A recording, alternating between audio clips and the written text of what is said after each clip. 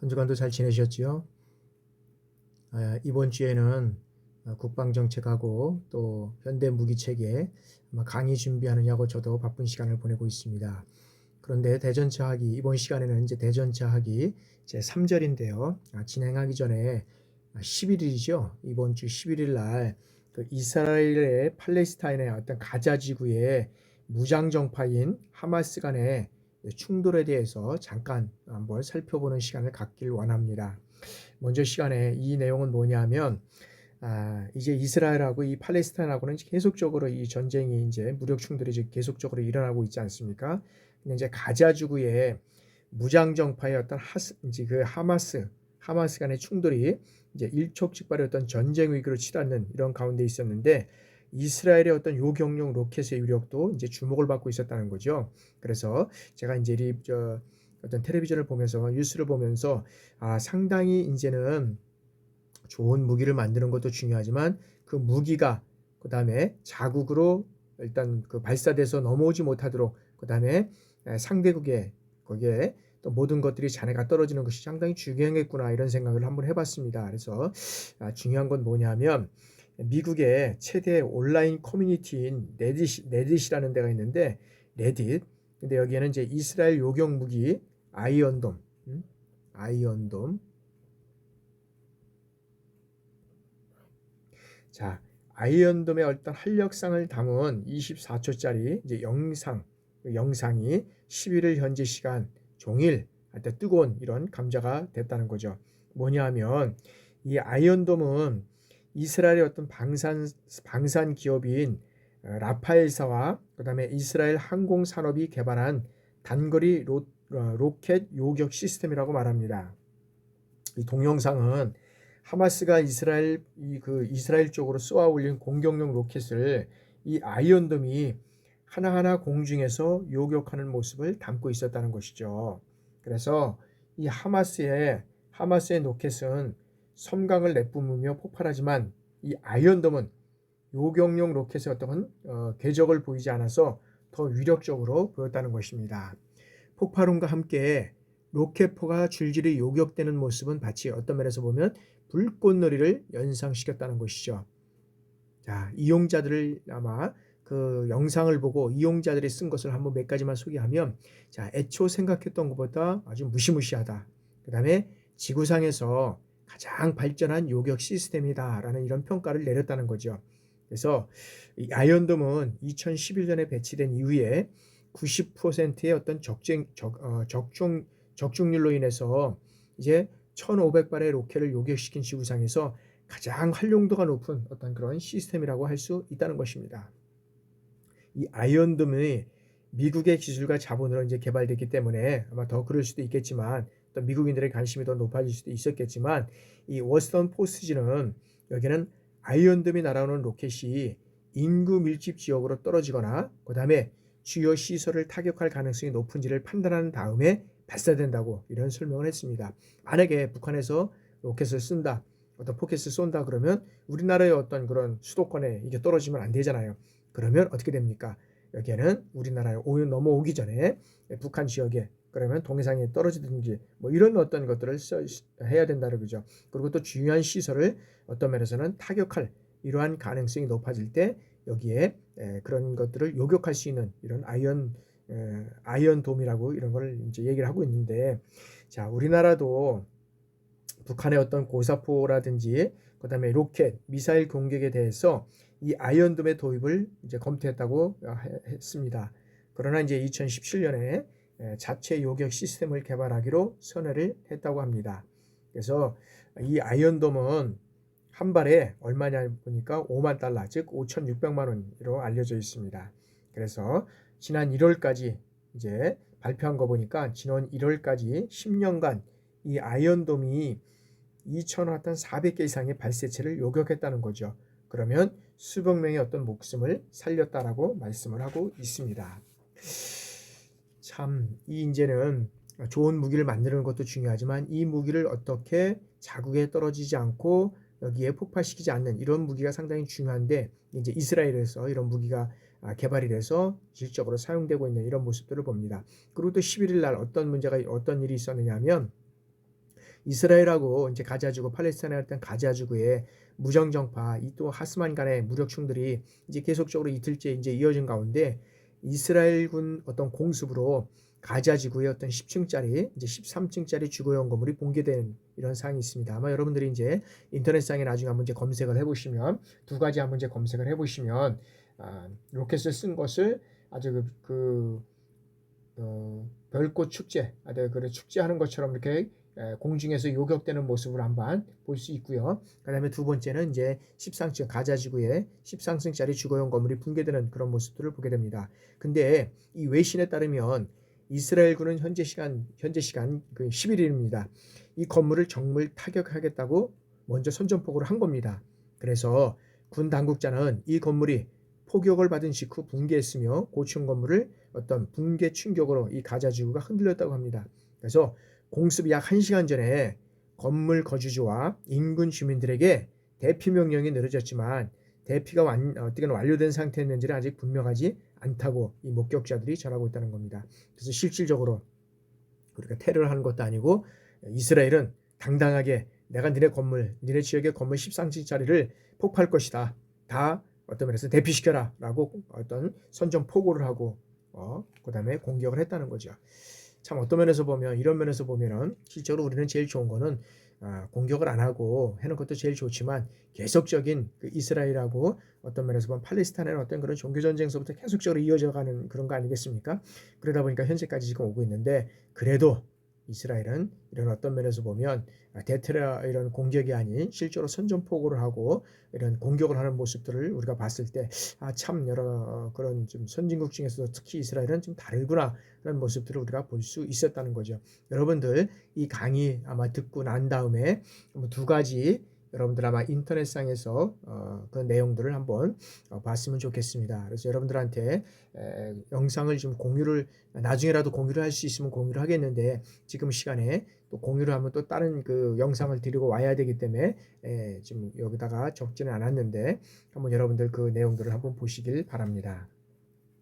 그러면 이제 이어서 대전차 화기에 대해서 우리가 한번 살펴보도록 하겠습니다. 자, 대전차 화기는 적 전차라든지 이 장갑 차량을 파괴하거나 무력화시키기 위한 이 화기라고 할 수 있습니다. 그래서 대전차라든지 그다음에 대전차 유도탄, 그다음에 대전차 로켓포 이런 것 등이 있고 그다음에 제1차 세계대전 당시 교착된 전선을 타개하기 위해서 등장한 어떤 전차의 위력은 초기의 어떤 그 기습적 효과와 함께 대항 무기가 없었기 때문에 위력이 나타내 대단했다고 할 수 있습니다. 그래서 이 대전차 무기는 어떤 12 내지 45mm의 어떤 그런 전차 장갑을 파괴할 수 있어야 하는데 이러한 전차의 기동성에 대항할 수준의 어떤 기민한 조작이 필요하고 조준이 그다음에 어떤 정확하고 어떤 신속한 사격이 여기는 가능했다는 겁니다. 그래서 독일군은 대전차 전투에 이제 고심했으나 보병 소구경 하기는 역량이 부족했기 때문에 이제 야포가 직접 사격을 하였고 포병 운영에 차질이 발생했다고 했습니다. 그래서 이를 극복하기 위해서 이제는 대전차 소총을 개발했는데 그것은 단발인데다가 중량이 무거운 효과로서 이제 어떤 면에서는 효과의 쪽에서는 좀 거두지 못했다고 합니다. 그러므로 인해서 스페인 어떤 내란의 대전차의 어떤 대결장, 그 다음에 경전차의 어떤 무력화가 입증되었다고 할 수 있고요. 그 다음에 제2차 세계대전 그 독일하고 소련전은 이 전체의 어떤 공반전이었었다. 그래서 대전차포가 이제 대형화되는 이러한 추세가 되었다라고 볼 수 있습니다. 그리고 노이만 효과를 이용한 어떤 탄환으로 전차 공격이 이제 가능했다고 그렇게 할 수 있습니다. 그래서 이 노이만 효과라 그러는 건데 이 노이만 효과는 어떤 효과냐 그러니까 또 여기는 멀로 효과하고 똑같이 이제 멀로 효과하고 이제 뭐 동일하다 이렇게 얘기를 하고 있는데 어떤 거냐 하면 이 작약을 탄에 충전할 때 탄두부에 있던 빈 공간을 두고 그 뒤쪽에 작약을 이제 어떤 면에서 보면 이제 충전해서 그것을 점화 폭발시키면 탄의 추진 방향으로 강력한 이런 추진 에너지가 발생이 된다고 합니다. 그래서 보통 대전차 탄보다 큰 간통력을 낼 수 있다는 이런 사실을 발견하고 이 현상을 이제 노이만 효과라고 명명했다는 거죠. 그래서 이 노이만 효과는 결과적으로 보면 미국의 멀로 효과와 내용이 같은 것이다. 그래서 멀로 노이만, 노이만 멀로 효과 이런 것들로 부르고 있습니다. 이 멀로 효과도 똑같습니다. 1880년대 미국 해군의 어떤 어뢰창에서 근무하던 이런 그 멀로 박사가 이제 연구하고 개발된 것으로 내용은 그 노이만 효과하고 같은 그러한 상태로 우리가 이제 사용하고 있기 때문에 같이 노이만 효과와 멀로 효과는 동일한 이런 효과를 이제 우리가 얘기를 할 수 있습니다. 그래서 여기에는 그 노이만 효과를 이용한 그 전차 공격의 탄은 여기는 바주카포라든지 대전차포, 미사일 이런 것들을 우리가 이제 사용했다는 거죠. 그래서 사용했다고 볼 수 있습니다. 자, 그러면 이제 대전차 화기의 종류에서 90mm 무반동총을 우리가 한번 살펴보도록 하겠습니다. 자, 90mm 무반동총은 제2차 세계대전 이후에 미국이 개발해서 월남전이나 어떤 중동전에서 사용했다고 할 수 있습니다.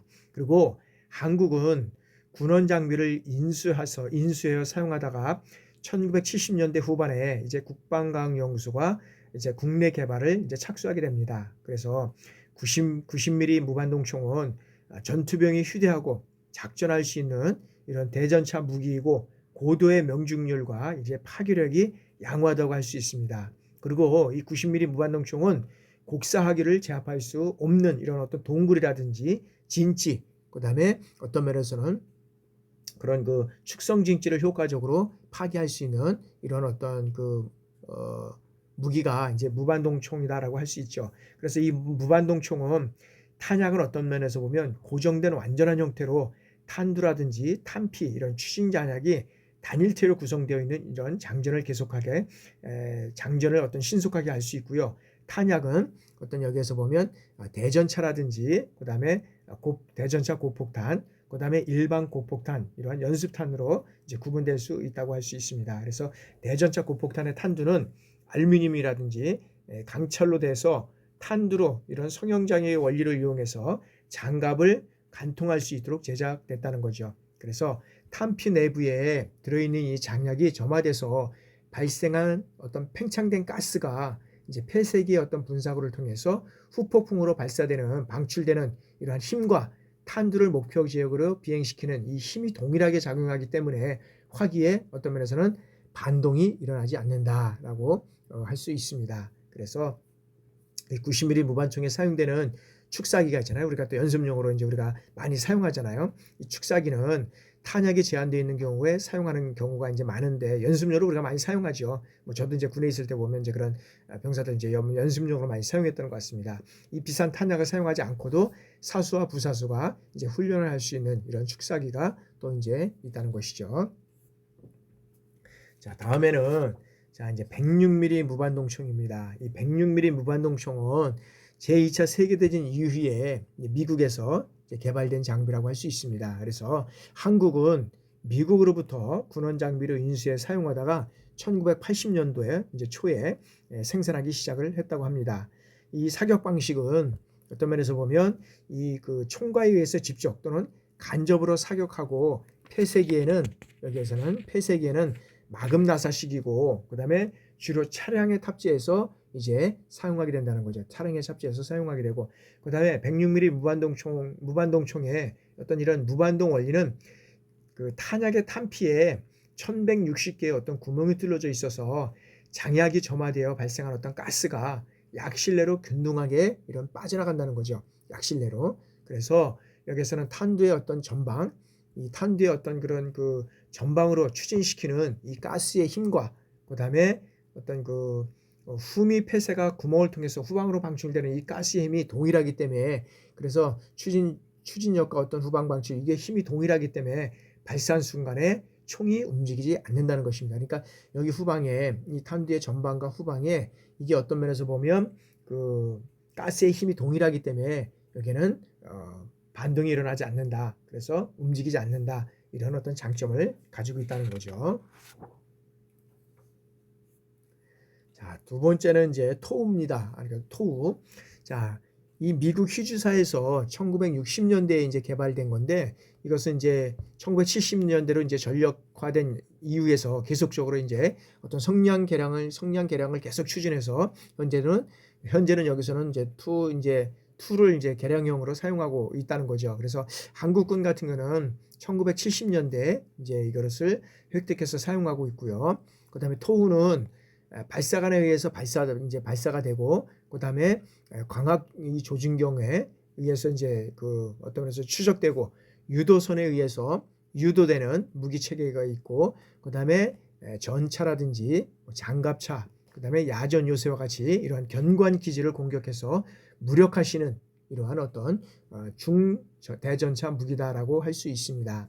자, 그 유선 유도 방식은 광학 조준기에 의해서 표적이 주어지며 유도탄의 방향을 유선을 따라서 유도하는 이러한 방법을 사용하고 있다는 거죠. 그래서 토우는 여기에서는 이제 발사관이라든지, 그다음에 방향 이동 장치, 그다음에 미사일 유도 세트, 그다음에 광학 조준구 등 이런 것들로 이제 구성이 되어 있다고 할 수 있습니다. 그리고 토우는 이 표적이 선정되면 이 표적을 십자선에 정렬시키고 장전수가 장전 손잡이를 장전 위치로 이제 올리게 됩니다. 그리고 장전 손잡이가 올라가면 전기 전원이 이 미사일 유도 세트로부터 이제 광학 조종구로 보내지죠. 그러면 광학 조종구는 어떤 미사일의 비행을 교정하기 위해서 이제 사용된다고 할 수 있습니다.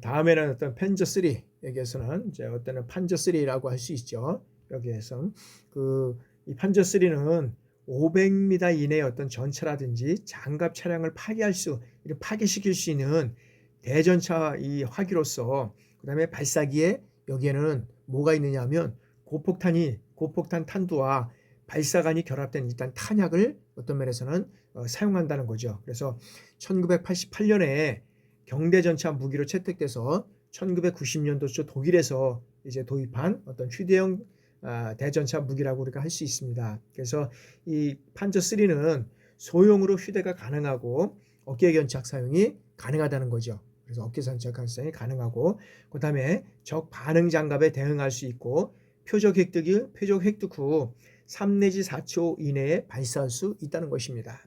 그리고 조준 장치는 4회 정도 이제 재사용이 가능하고, 그다음에 간통 능력이 우수하고, 여기는 간통 능력이 우수하고, 그다음에 그 사격 시 후폭풍의 위험이 이제 있지만은, 그러나 실내 발사도 가능하다는 것이죠. 그리고 여기에서는 한 명의 사수가 휴대 및 사격이 가능해서 발사기와 탄약으로 분류해서 여기는 운반할 수 있고, 화기를 어깨 위에 올려놓고 사실은 어깨에 견착을 해서 사격하는 것이 우리가 판저 3라고 할 수 있습니다. 그래서 사용자의 부주의로 인해서 지면에 떨어뜨렸을 경우에도 어떤 돌발적 발사가 일어나지 않도록 낙하 안정 장치가 부착되어 있다고 할 수 있습니다.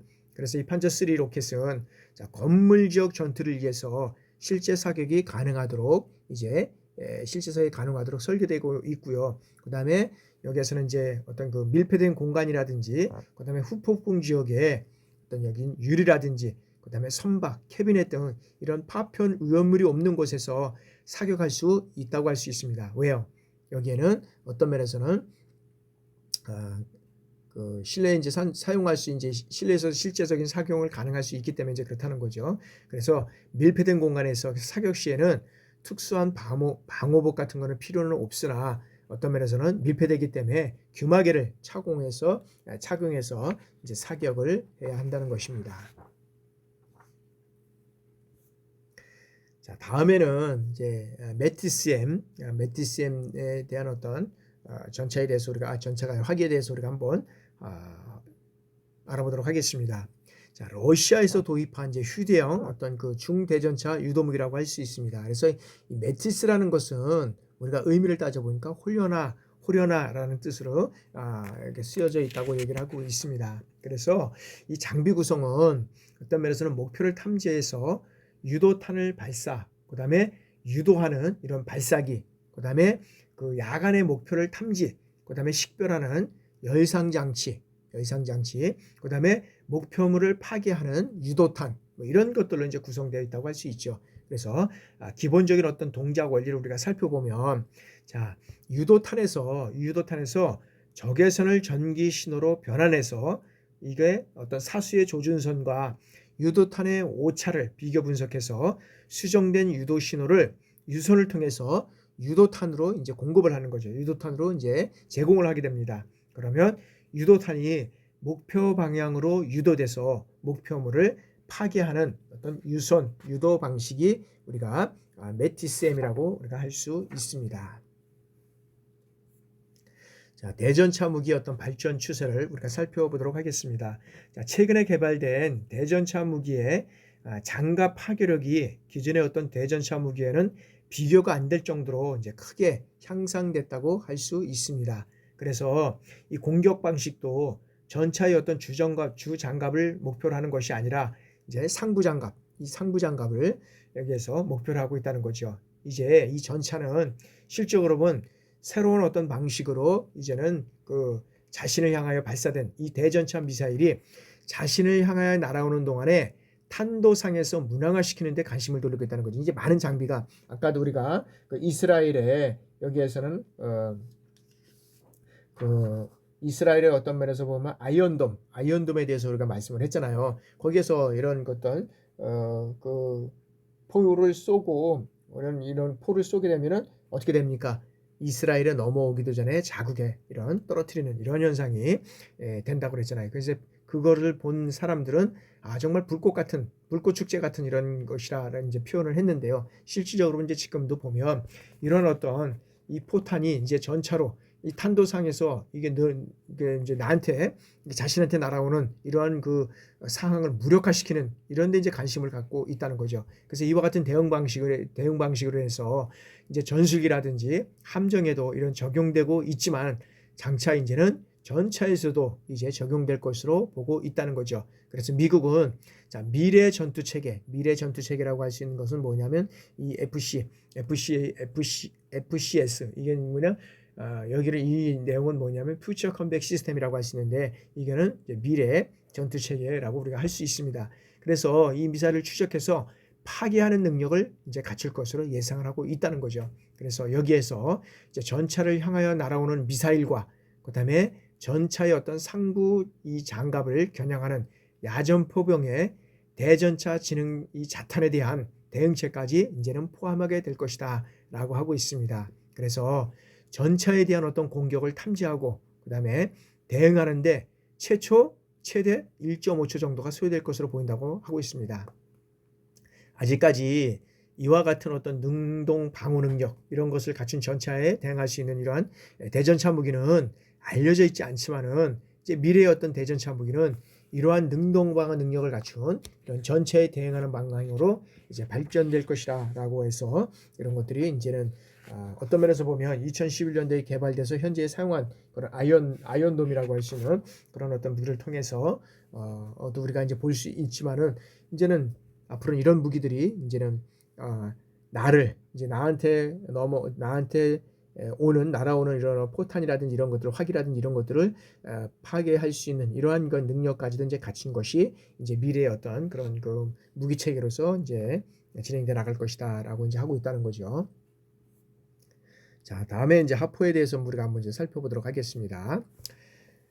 자, 사전 이제 하포인데, 자, 이 하포는 이 화약의 힘으로 인해서 탄환을 발사해서 적을 제압하는 무기라고 할 수 있습니다. 그래서 여기에서는 이 화약을 통해서 탄환을 발사하는 것은 박격포, 야포, 다련장, 함포 이런 것들이 우리가 있을 수 있고요. 그 다음에 제병협동작전에 이러한 그 통합되어서 적을 제압하라든지 그 다음에 무력화, 파괴하는 이런 어떤 화력지원 주체로서 운영되고 있다라고 우리가 보면 할 수 있죠. 이 제병협동작전은 뭐 예를 들어서 그 공군과 지상 이런 어떤 제병협동작전을 통해서 이런 적을 합병시키는 것을 매년마다 보면 우리 승리사격장이나 이런 데서도 했던 것 같은데 요즘에는 그런 훈련을 좀 안 하는 것 같습니다. 그래서 초청도 받아가지고 한번 갔던 그런 기억도 있는 것 같은데 그런 것들이 이제는 여러 가지 어떤 남북 관계를 고려해서 뭐 이런 것들이 진행되지 않는 사항도 있는데 하여튼간에 이런 것들을 이제 어떤 면에서 보면은 잘 정치적으로 진행돼 나가야 하지 않을까 이렇게 생각을 해봅니다. 자, 이런 화포는 자 화약의 힘으로 이 탄환을 발사해서 적을 제압하는 어떤 대구경 무기라고 우리가 할 수 있죠. 그래서 그 임무는 여기는 적 중심을 공격하고 그다음에 대포병 사격과 전투 차량을 제압하고 그다음에 보병 부대의 어떤 직접 지원을 어떤 면에서는 여기에서는 지원하는 이러한 역할을 하고 있다는 거죠. 화포는. 그래서 어떤 이게 이 화포는 장거리가 날아가고 하다 보니까 이 중심적에 공격하는 거죠. 그다음에 어떤 이런 포병 사격 이런 것들 진지 뭐 이런 것들을 이제 우리가 사격하는 이런 임무를 하고 있다는 거죠. 그래서 화포는 탄두를 발사하는 포신과 그다음에 어떤 포신과 그다음에 어떤 그런 지지 운반을 위한 포가로 구성되어 있다는 거죠. 그래서 여기에서 보면은 여기는 뭐 탄두를 발사하는 포신, 그다음에 여기는 지지 운반하는 어떤 포가 이런 것들로 이제 구성되고 있다라고 있고요. 그다음에 탄두의 비행 특성과 운반 수단 용도에 따라서 여기에서는 야포, 그다음에 박격포, 다련장 이런 것들을 이제 분류할 수 있다는 거죠. 그다음에 제병 협동 작전에 통합돼서 적을 제압한다든지 그다음에 무력화 또는 파괴하는 이런 화력 지원 주체로서 이제 운영된다는 거죠. 그래서 화포는 여기에서는 자주화, 그다음에 경량화, 그다음에 전자 추세 이런 것들로 발전하고 있다는 거다. 그래서 화포는 이제 뭐 초창기에는 사람이 그 포를 넣고 그다음에 이제 사격을 하고 뭐 이랬지만은 직접은 뭐 지금은 이제 자동적으로 그런 모든 것들이 이제 자주화가 되고 있고 또 이제 경량화되고 있고 그다음에 모든 시스템이 이제는 AI 과학 기술의 발달에 따라서 이제는 그 전자 추세로 진행돼 나가고 있다라고 우리가 이제 보시면 될 것 같습니다. 자, 다음에는 이런 하프의 어떤 등장 및 발달을 우리가 한번 살펴보도록 하겠습니다. 자, 하프의 등장은 자, 전쟁사와 그다음에 무기 체계 발전사의 한 획을 긋는 이 대사건이라고 우리가 할 수 있습니다. 그래서 100년 전 이런 어떤 전쟁이 한창 진행 중이던 이런 1346년에 이제 최초로 등장을 하게 됩니다. 자, 그러나 진정한 의미의 어떤 화포는 1490년도 이제 말에 어떤 말 정도의 어떤 그 청동제 프랑스 하포의 청동제 프랑스의 어떤 하포가 이제 출현이 이루어질 수 있다고 이제 우리가 볼 수 있고요. 그 다음에 제1, 2차 세계대전을 통해서 보병의 가장 주요한 무기 체계는 뭐냐면 이 화포라는 거죠. 화포. 그래서 서방 국가에서는 이런 105mm라든지 그다음에 155mm 이런 야포가 표준형이 되고 있고 공산국가 즉 러시아에서는 그다음에 122mm나 152mm 이런 것들이 이제 표준 구경이 됐다고 우리가 볼 수 있습니다. 그래서 여기에서는 그 화포의 어떤 시대적 발달 과정을 우리가 한번 살펴보면은 뭐 투석기 1150년 이전에는 이제 밧줄을 탄성을 이용해서 투석기로 해가지고 여기서 이렇게 돌다리 놓고 해가지고 이렇게 이제 보는 거 있잖아요, 그죠? 그렇게 했었고 활강기 이 전장포고 활강 후기는 후장식 곡사포가 이제 많이 사용되고 있고 그다음에 이제 19세기에서는 이런 이제 강산포 그다음에 이제 폐쇄기 뭐 주택 목자기 이런 것들이 사용됐고 이제 20일이 들어서면서 이제 사거리 연장 자주파가 들어갔고 현대에는 단위 시간당 이 사격 발수라든지 그다음에 어떤 GPS를 활용한 이런 어떤 목표 타격이라든지 그다음에 화상방 보호라든지 그다음에 이제 여기에는 탄두미사일 미사일 뭐 이런 것들 같은 것도 이제 다 현대에 들어서는 이제 이렇게 개발이 이제 되는 시기가 됐죠. 그래서 이제 우리가 투석기를 한번 살펴보면 이 투석기는 어떤 면에서는 이게 이제 카타 그래서 이제 아래로라는 거 있고 그다음에 그 원형 방패를 의미하는 어떤 면에서는 풀토스라는 어떤 두 개의 그리스어에서 이제 유래됐다고 할 수 있습니다. 그래서 카타폴투스 이거는 방패를 뚫는 것을 의미한다고 할 수 있습니다. 그래서 초기의 어떤 투석기는 여기에서는 중앙지뢰 그다음 중앙지뢰가 있고 한쪽에는 어떤 투석 바구니 그다음에 맞은편 끝에는 그다음에는 이제 평행추로 이제 구성되어 있다는 거죠. 그래서 탄성을 이용하는 투석기는 기원전 330년경에 여기는 그리스 마케도니아에서 이제 일상적으로 사용이 됐다는 거죠. 그리고 특히 이제 뭐 중국이라든지 그리스, 로마에서는 다양한 형태의 어떤 투석기를 사용했다고 우리가 볼 수 있습니다. 따라서 이 포위 공격을 하는데 사용된 이 투석기는 운반하는 것이 제한되어 있어서 어떤 면에서 보면 현장에서 이제 제작되는 경우가 많이 있었다는 거죠. 그래서 경우에 따라서는 뭐 죽은 동물의 어떤 시체, 사체를 성벽 너머로 던져서 성 안에 있는 사람들을 감염시키기도 했다는 것입니다. 왜냐하면 성벽을 치고 거기에 넘어오지 못하게 이제 하다 보니까 이 투석기를 이용해서 이제 멀리 이제 이렇게 던져버리는 이런 현상이잖아요. 그러다 보니까 이제 그런 감염시키는 역할을 했고, 그다음에 이제 성을 함락시킬 때 이제 이런 것들을 사용을 이제 계속적으로 이제 돌 같은 걸 이제 해서 성을 함락시킬 때 사용을 했고요. 그다음에 이제 14기 때에는 이제 대포가 투석기를 대신해서 유럽의 어떤 대표적인 포위 공격 무기가 이제 됐다는 것이죠. 그래서 1150년경 이전에는 뭐 가죽이라든지 그 밧줄 이런 그 탄성을 이용하던 투석기로 커다란 어떤 둥근 돌의 탄환을 그다음에 어떤 적의 성이나 요새에 날려보는 형태, 그래서 성을 함락시킨다든지 그다음에 어떤 그런 그 장비가 잇따르면 그것을 파괴시킨다든지 뭐 이런 역할을 이제 주로 이제 사용하게 됐다는 거죠. 그다음에 이제 활강포가 등장을 하게 됩니다. 그래서 이제 이 활강포가 처음 전투에 사용된 것은 이제 어떤 면에서 보면 자, 100년 전쟁 3년째인 1346년 이제 구레시 전쟁이었다고 할 수 있습니다. 그래서 이 전쟁에서 영국이 승리를 하였지만 하포는 큰 이 활약을 펼치지 못했다고 합니다. 그래서 이제 18세기 이 하포는 이제 구형탄을 어떤 포구에 장전하는 이 전장포였고 구리로 제작되어서 이제 산화되기가 매우 쉬운 이러한 어떤 면에서 보면 이런 단점을 가지고 있었다는 거죠.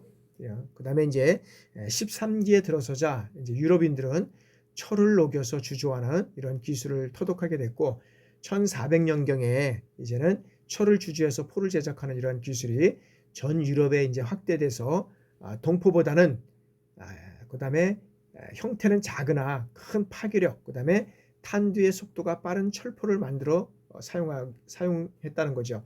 그래서 이제 15세기 말부터는 활강포의 어떤 개발이 이제 활발히 이루어져서 이제 불란스의 어떤 샬르 8세는 이 포를 차를 위에 설치해서 우마차에 연결해서 사용함으로써 하포의 어떤 사용 가치를 이제 2배로 이렇게 증가시켰다고 우리가 볼 수 있습니다. 그리고 이제 이후에 이제 말이 이제 견인하도록 이제 했다는 거죠. 그리고 하포 후부에 이제 이 목봉을 집어넣어서 포신의 고저각을 조정함으로써 사거리 조정이 이제 가능했다는 거죠. 이제 초창기 어떤 활강포의 이제 역할을 말씀드리는 겁니다. 그다음에 이제 15세기 말 이제 독일인에 의해서 이 어떤 면에서는 그 절구통과 같이 생긴 박격포가 이제 발명이 됐고 이제 여기서는 구형의 금속탄이 이제 발사가 되게 됐다는 거죠. 그러면서 16세기에 이제 들어오면서부터 이 캐논포가 등장을 하게 되었는데 이것은 어떤 포신을 어떤 길게 해서 직사에 의해서 원거리까지 이런 것들을 발사할 수 있다라는 것이죠. 그래서 이 나폴레옹은 9세기 초 이 구경이 6인치와 12인치 포로 포병활약의 어떤 열세를 극복했다고 할 수 있습니다. 나폴레옹은.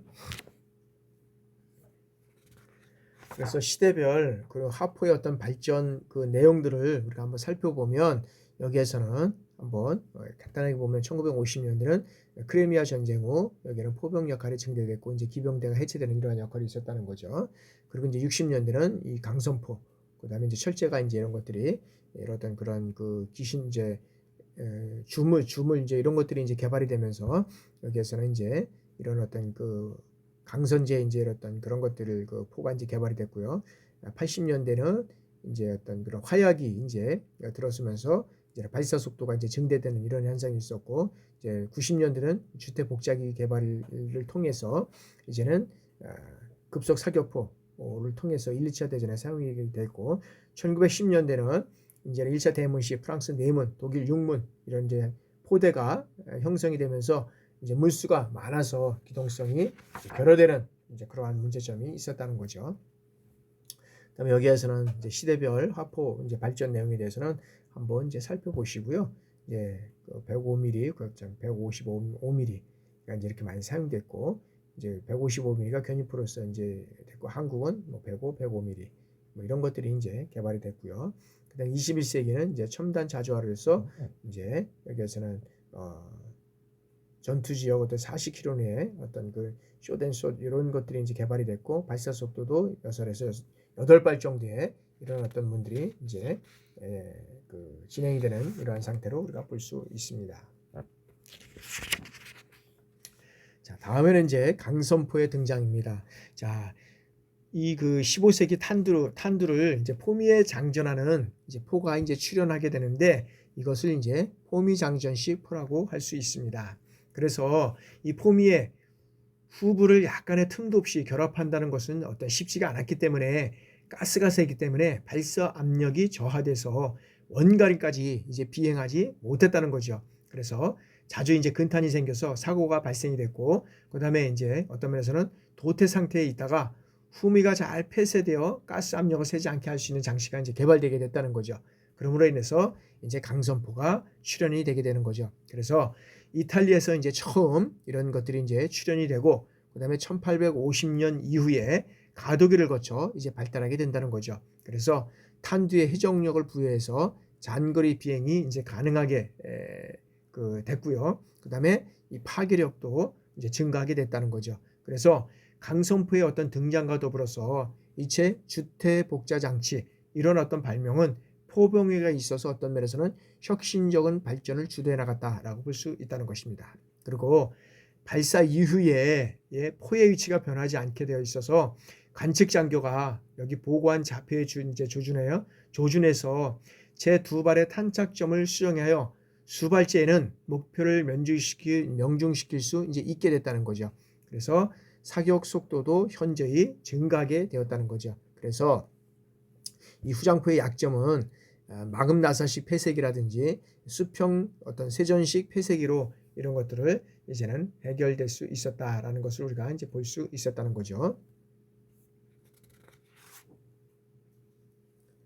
자, 다음에는 이제 우리가 이제 박격포를 이제 보도록 하겠습니다. 이 박격포는 자, 재래식 하포에 비해서 이 구조가 단순하고 사용이 간편하기 때문에 포구잔정 방식으로 사용함으로써 어떤 면에서니까 발전 속도가 빠르고 고사각으로 인해서 어떤 고지 후방이나 그 다음에 참호에 대한 어떤 효과적인 공격이 가능했다고 할 수 있습니다. 그래서 보병 부대에서 이 근접 화력 지원을 위해서 유용한 무기 체계라고 우리가 이제 이 박격포를 할 수 있습니다. 그래서 저도 근무할 때 보면 이제 저기가 60mm하고 이제 우리가 그 60mm하고 81mm 이것들을 이제 박격포 그다음에 이제 M6 이제 M60 이런 것들이 이제 어떤 면에서는 공용화기로서 이제 사용이 된 것을 이제 저희 때는 사용이 됐습니다.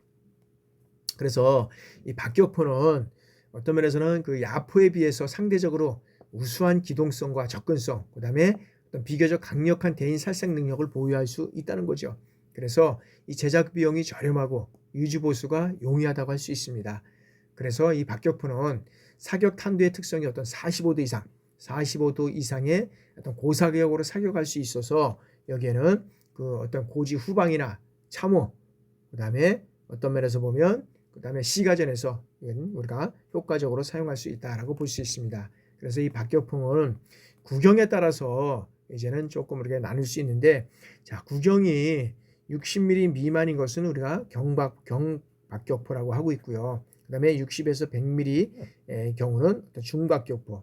그다음에 여기에서는 그다음 100mm 이상은 무거울증 써가지고 이제 무거운 이런 것들을 해서 우리가 박격포라고 이제 중박격포라고 분류할 수 있죠. 자, 이외에도 이동 수단에 따라서 어떤 뭐 도수형이라든지 그다음에 뭐 차량 견인형, 자주형 이런 것들로 분류되고 있고요. 장전 방식에 따라서도 뭐 포구식이라든지 그다음에 어떤 그 포미 장전식 뭐 이런 것들을 우리가 구분할 수 있고요. 그다음에 이제 포강 내 어떤 강선 유무에 따라서 그게 강선형이냐, 그다음에 활관형이냐 뭐 이런 것들로 이제 분류할 수 있다는 거죠. 자, 우리가 60mm 이제 박격포를 보도록 하겠습니다. 자, 60mm 박격포는 1950년대 이제 미군의 어떤 군원 장비를 해서 우리나라 이제 인수해서 이제 사용을 하게 됐고요.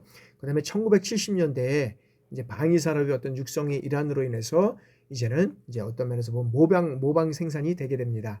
그러면서 이제 1983년에 국방과학연구소에서 신형 장비를 이제 개발해서 이제 대체 이런 보급하게 된다는 것이죠. 그래서 이 박격포는 포신이라든지 포다리, 포판 이런 것들로 인해서 이제 그 3부분으로 이렇게 이제 3개의 부분으로 이렇게 나눠져 있죠. 여기에서는 포신, 여기서 포신, 그다음에 포다리, 포탄 이렇게 해서 이제 요거로 3가지로 이제 나눠져 있는 것으로 우리가 볼 수 있고요. 그다음에 이제 이 박격포는 그 사용 포탄으로는 여기에서는 고폭탄, 그다음에 백린 연막탄, 조명탄 뭐 이런 것들을 이제 우리가 사용할 수 있다고 볼 수 있습니다. 그래서 이 박격포에서 발사된 포탄이 표적에 명중할 수 있도록 박격포 어떤 조정이라든지 포탄 준비에 필요한 어떤 자료를 우리가 이제 사격 재원이라고 할 수 있습니다. 이러한 어떤 사격 재원은 사격 방향이라든지 표적까지 어떤 거리, 그다음에 수직 간격 등 이런 것들을 기초로 해서 산출하는데 사격 시 이러한 필요한 장약이라든지 그다음 평각, 그다음에 사각 이런 것들이 이제 포함될 수 있다고 할 수 있습니다. 그래서 방향은 기준 방향으로부터 측정한 어떤 수평각으로 인해서 우리가 표시할 수 있다고 할 수 있습니다. 그래서 사거리는 박격으로부터 표적에 이르는 수평거리라고 할 수 있고요. 그다음에 수직 간격은 표적 또는 파열점의 어떤 포구에서 포진치나 관측수의 포구를 어떤 수학적으로 가감한 이런 어떤 차라고 우리가 할 수 있죠. 그래서 축사기 사격 시 박격포로부터 축출되는 축사기는 전방 15m 이내에 낙하한다를 볼 수 있죠. 그래서 이 축사탄은 탄착 지점에 떨어질 때 연막 표식과 그다음에 명확하게 들을 수 있는 소리를 내므로 시각 및 청각적인 어떤 표시를 제공해 준다. 그래서 이 축사기를 놓고 사격을 하게 되면 쉬 소리가 나잖아요. 그래서 날아가는 걸 우리가 어떤 시각적으로 청각적으로 이런 것들을 우리가 들을 수 있으면서 또한 우리가 연습을 할 수 있는 이 포가 우리가 박격포 60mm 박격포라고 할 수 있습니다. 자, 다음에는 이제 81mm 박격포를 보겠습니다. 이 81mm 박격포는 자, 제1차 세계대전 이후 미국이 개발한 거죠. 그러면서 이제 2차 세계대전, 그래서 2차 세계대전에 한국에서 이제 사용되게 된 장비라고 할 수 있습니다. 그리고 1950년대에 미군이 철수할 때 이 장비를 이제 인수해서 사용하기 시작하게 됩니다. 그러면서 1980년대에 이제 한국의 어떤 기아기공에서 한국형 개량 박격포를 이제 개발해서 양산하고 그다음에 보급해서 이제 야전군에서 운영을 하게 됩니다.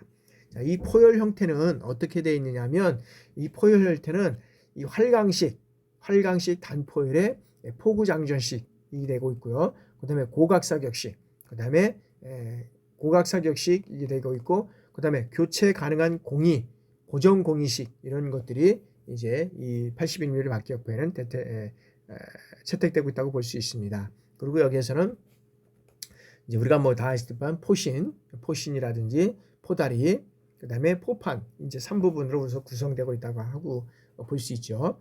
그다음에 자, 사격 원리는 폭으로부터 장전된 포탄이 포신의 경사에 의해 밑으로 미끄러져서 내려가면서 어떻게 됩니까? 포열 받침 하단에 밀착되는 어떤 공기로 하여금 포탄의 내관을 치게 되죠. 밑에 포탄의 내관을 치면서 내관의 충격에 의해서 이제 이 화약통이 폭발해서 추진장약을 연소시키고, 추진장약이 어떤 그 연소시 발생되는 가스 압력에 의해서 포탄은 어떻게 됩니까? 이제 바깥으로 밀어내는 거죠. 추진시키는 거죠. 그래서 이 사격 기재례로는 가늠자라든지 그다음에 겨냥대, 조준 감사기, 사격 지원 계산기, 뭐 관측 지원, 입출력기 이런 것들이 있을 수 있습니다. 그래서 아마 이제 측정받을 때 이 병사들이 저 있을 때도 이 많은 아마 뛰어다녔던 것 같아요. 그래서 이런 것들을 우리가 이제 공용화기로 보병 부대에서는 이제 사용하고 있고요. 이 사격 지원 계산기는 자, 유무선 통신에 의해서 전방 관측자가 휴대하는 관측 지원으로서 뭐 입출력기로부터 관측 지원을 수신해서 신속 정확하게 사격 지원을 산출할 수 있고, 그다음에 관측 지원 입출력기로부터 이 전문을 수신할 수 있는 이러한 장비가 우리가 81mm 박격포라고 할 수 있습니다. 자, 다음에는 이제 4.2mm 이제 박격포입니다. 이 4.2mm 박격포는 자, 제2차 세계대전이 진행되는 가운데 이제 미국이 개발해서 이 한국 전쟁에서 사용된 장비라고 할 수 있습니다. 한국 전쟁에서 사용된 장비다. 그래서 이 포열 형태는 어떻게 되느냐면 이 강선형 포션으로 되어 있고요. 그다음에 최초에는 주로 이 화학탄 사격을 이제 사용하다가 성능 개량을 실시해서 최근에는 뭐 사거리가 연장된 이런 어떤 보통 공룡화기 이 보통탄 사격을 실시할 수 있는 이런 것들로 이제 개발이 됐다는 거죠. 그러면서 1978년도에 우리가 FMS로 이제 도입이 되면서 주로 이제 80년대에는 이제는 뭐 이제 기아기공에서 이제는 어떤 모방 생산으로서 이제 생산해서 이제 야전 부대 이런 것들이 이제 보급되게 됩니다. 그래서 이 사격 방식은 강선식 단포열의 이제 포구장전식 장비다. 포구장전식 장비고, 그다음에 이 강선은 어떤 24개의 어떤 요철로 이제 구성되어 있다라고 우리가 보시면 됩니다.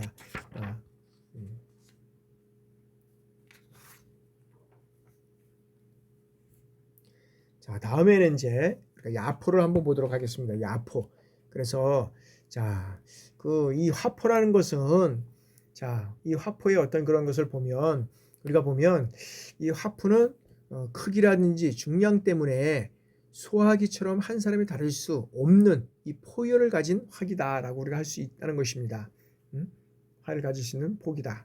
그래서 여기에서 보면 어떤 포병의 주요 임무를 우리가 보면 여기에서도 보면 이 포기 때문에 아까도 말씀드렸지만 이 크기나 중량 때문에 우리가 일반적으로 달리고 있는 소화기처럼 한 사람이 다룰 수 없는 거죠. 그래서 어떤 그런 차량을 이용한다든지 뭐 다른 것들을 어떤 이용해서 이것을 이동하게 되는 거죠. 그래서 포병의 주요 임무는 뭐냐면 이 적중심을 깊이 만약에 있다 그러면 이 파격을 해서 강화하겠다 그러면 이 적중심에 여기 어떤 그런 어떤 중요의 어떤 그런 뭐 장비가 있다든지 어떤 중요한 어떤 그런 것들이 모여 있다 그러면 이런 중심에 이제 해서 공격을 하게 되는 거죠. 그다음에 대하리 역전, 그다음에 적 전투 차량을 제압을 하고 아군 어떤 직접 지원을 하는 것이 우리가 이제 이 하포, 즉 하포라고 할 수 있다는 거죠.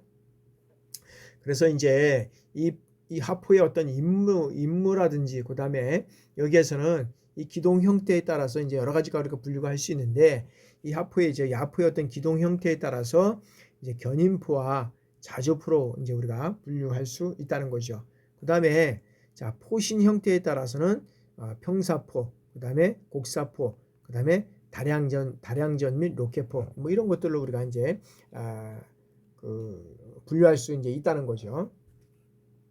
그다음에 용도에 따라서 여기는 뭐 야포라든지 그다음에 대공포, 대전차포, 해안포, 박격포, 뭐 함포 뭐 이런 것들로 이제 용도에 따라서 변경될 수 있고, 그다음에 이제 전술에 따라서 그것이 구경이 얼마냐에 따라서 우리가 경구경이냐, 그다음에 뭐 어떤 뭐 중구경이냐 뭐 이런 것들을 또 우리가 나눠본다 그러면 전술에 따라서 122mm 구경포는 우리가 경포라고 얘기를 할 수 있고, 그 다음에 121mm에서 150mm의 어떤 구경포는 중간포라고 할 수 있고요. 그 다음에 161에서 210mm의 어떤 구경포는 중포라고 할 수 있고, 그 다음에 초중포라고 할 수 있는 210mm 이상은 우리가 어떤 그런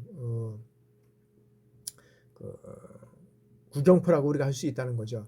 그래서 실질적으로 보면 이러한 어떤 포는 우리가 실질적으로 이제 여러 가지 어떤 그 용도에 따라서 우리가 분류할 수 있지만, 실질적으로 보면 우리가 기본적으로 전투를 하게 되면 실질적으로 보면 이제 우리가 이제 지상협동 훈련을 이제 하면서 그다음에 이제 뭐 과거와 같이 이런 전쟁이 일어나면 이제 어떤 그런 뭐 지상뿐만 아니라 그다음에 공중, 그다음에 이제 해상, 이제 이것들이 이제 협력을 통해서 이제 이루어지는 이러한 전쟁이 이제 앞으로는 이루어갈 것이다 라고 이제 하고 있고, 지금도 계속적으로 뭐 연습을 하고 있잖아요.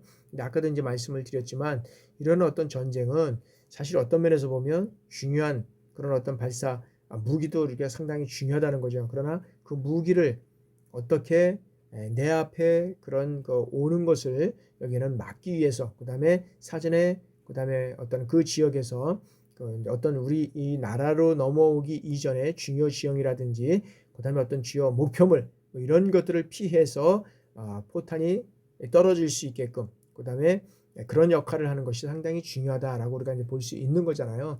그래서 이제 그런 측면에서 이제 많이 아마 개발이 될 수 있고, 그다음에 이제 거기에 따라서 지금 아까도 말씀드린 그 아이언돔도 뭐 사용하고 있지만 요즘에는 이제 우리가 보면 뭘 많이 사용하나요? 여기서 보면 이제는 우리가 드론 같은 것들을 이제 띄워서 여기에서 이제 만약에 포탄이 날라온다 그러면 이런 드론을 띄워서 여기에서는 우리나라 넘어오기 전에 38선 넘어오기 전에, 그다음에 여기는 뭐 예를 들어서 이제 저쪽 동해안도 될 수 있고 서해 바다가 될 수도 있고, 그다음에 이쪽에는 그 산도 될 수 있겠지만 하여튼간에 이 우리 지역에 넘어오기 전에 이런 것들을 띄워서 폭파할 수 있는 이런 어떤 이제 무기들이 이제 개발이 되고 그런 쪽으로 진행되어 날 것이다. 라는 쪽에서 우리가 눈여겨보고, 이런 그 야포는 어떤 주요 임무는 중심 지역, 그다음에 대하력전, 그다음에 전투 차량 제압을 하고 아군 진지 이런 집적을 지원하는 이러한 역할을 우리가 해나간다고 볼 수 있습니다.